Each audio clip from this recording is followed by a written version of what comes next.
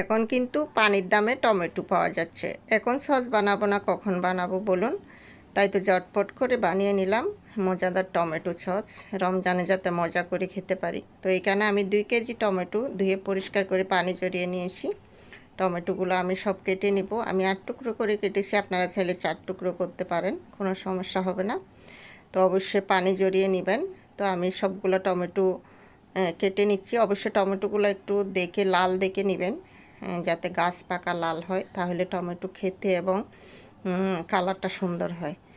তো টমেটো ঘন হওয়া এবং সুস্বাদু হওয়ার একটা টিপস আমি আজকে বলে দিব ভিডিওর মাঝখানে বা লাস্টের দিকে। আসলে এটা সবাই বলে না, তো ভিডিওটা যদি সম্পূর্ণ দেখেন তাহলে জানতে পারবেন। তো আমি এখানে 2 কেজি টমেটোতে 8-9টা শুকনো মরিচ দিয়ে দিয়েছি, একটা বড় সাইজের পেঁয়াজ, একটা বড় সাইজের রসুন, সেই সাথে 2 টুকরা আদা দিয়ে আমি চুলায় বসিয়ে দিয়েছি।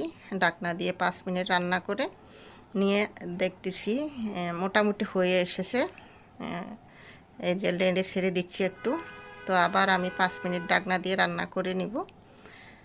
তো মোটামুটি 5 মিনিট রান্না করা হয়ে গেছে। মিডিয়াম আঁচে রাখতে হবে, অবশ্যই চুলের জালটা মিডিয়াম আঁচে রাখতে হবে, না হয় নিচে লেগে যেতে পারে।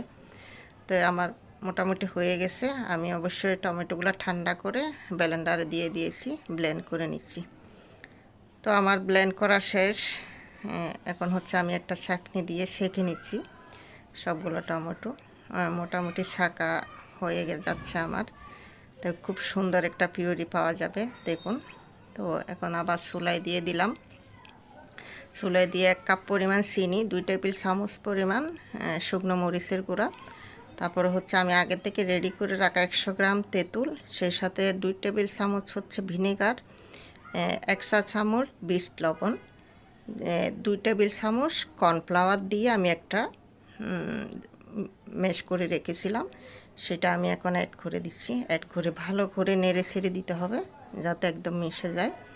তো বিট লবণের জন্য কিন্তু সসের স্বাদটা বেড়ে যায়, আর কর্নফ্লাওয়ার জন্য আপনার সসের ঘনত্বটা বাড়ে। অবশ্যই এইটাই হচ্ছে সিক্রেট। সেই সাথে অ্যাড করে দিলাম স্বাদ মতো লবণ। তো সব কিছু দিয়ে একটু রান্না করে নিলাম। তো এখন দেখিয়ে দিচ্ছি, আসলে কর্নফ্লাওয়ার দেওয়ার কারণে ঘনত্বটা খুব তাড়াতাড়ি হয়ে গিয়েছে। দেখুন কেমন হয়েছে।